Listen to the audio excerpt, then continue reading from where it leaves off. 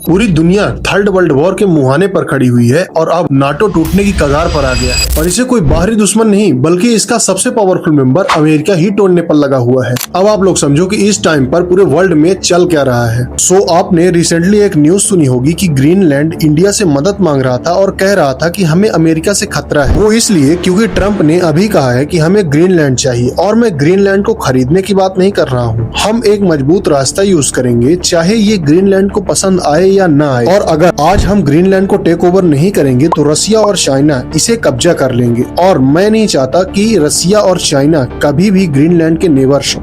अब आप लोग समझो, ग्रीनलैंड डेनमार्क का पार्ट है और डेनमार्क की पीएम ने स्पेशली यूएस को वार्न किया है कि अगर आप ग्रीनलैंड में इन्वेंट करोगे तो हम पहले शूट करेंगे और उसके बाद में क्वेश्चन करेंगे। यानी कि डेनमार्क ने यूएस को सीधा अटैक की धमकी दी है। फिर वहीं दूसरी तरफ यूरोपियन यूनियन ने भी यूएस को वार्न किया है कि अगर तुमने ग्रीनलैंड पर कब्जा किया तो यूरोप में जितने भी यूएस बेस हैं हम उन पर कब्जा कर लेंगे। अब आप लोग सोच रहे होंगे कि ये डोनाल्ड ट्रंप ग्रीनलैंड के पीछे क्यों पड़ा है। तो जैसा कि आप सभी लोग को पता है कि यूएस में खुलेआम लॉबिंग होती है और ट्रंप के ऊपर अमेरिका की oil and energy sector companies ने खूब पैसा उड़ाया है। अगर कुल मिलाकर कहें तो कंपनीज ने ट्रंप को खरीद लिया है और अब ट्रंप पहले वेनेजुएला, फिर ईरान और अब ग्रीनलैंड के भी पीछे पड़ा हुआ है क्योंकि इन तीनों कंट्रीज के पास भारी मात्रा में नेचुरल रिसोर्सेज है। दूसरी बात, ट्रंप का मानना ये भी है कि आर्कटिक पर कंट्रोल के लिए ग्रीनलैंड का अमेरिका के पास होना जरूरी है और इसके लिए वो किसी भी हद तक जा सकता है। अब आप लोग समझिए, फ्रांस, इटली और जर्मनी पहले से ही यूएस के इस कदम के खिलाफ डेनमार्क के साथ आके खड़े हो गए हैं और तो और इटालियन पीएम जॉर्जिया मेलोनी ने यहाँ तक कह दिया है कि अब वक्त आ गया है यूरोप को रसिया से बात करनी ही होगी। और इटालियन पीएम जॉर्जिया मेलोनी ने ये इसलिए बोला है क्योंकि यूरोप और रसिया की लड़ाई ये बहुत पुरानी चलती आ रही है क्योंकि यूरोप को लगता है कि हम नाटो में है इसीलिए सेफ है। अगर हम नाटो से बाहर जाएंगे तो रसिया हमें मार डालेगा, हम पर अटैक कर देगा। और अभी जितने भी कंट्रीज के मैंने नाम लिए हैं ऊपर, ये सभी नाटो के मेंबर्स हैं और अगर अमेरिका अटैक करता है ग्रीनलैंड पर तो नाटो का सबसे फेमस आर्टिकल 5 जो एक मेंबर पर अटैक को सब पर अटैक मानता है तो वो पूरी तरह से बिखर जाएगा। यूरोपियन सोच रहे थे कि हमें असली खतरा रसिया से है और हम नाटो के अंदर है इसीलिए सेफ है, लेकिन असली विलन तो अमेरिका बनकर निकलेगा ये किसी ने नहीं सोचा होगा। और अगर नाटो टूटा तो दुनिया वहीं आकर खड़ी हो जाएगी जहां वर्ल्ड वॉर 2 खत्म हुआ था और पूरा वर्ल्ड दहशत में आ जाएगा कि कौन कब किस पर अटैक कर देगा। और हाँ, अगर वीडियो पसंद आए तो लाइक करना और शेयर करना जिससे अदर लोगों तक भी ये इन्फॉर्मेशन पहुंच सके। और हाँ, अगर लास्ट तक तुम वीडियो देख चुके हो तो भाई सब्सक्राइब भी कर देना और हम जल्द ही मिलेंगे ऐसे ही कुछ नेक्स्ट वीडियो के साथ। जय हिंद।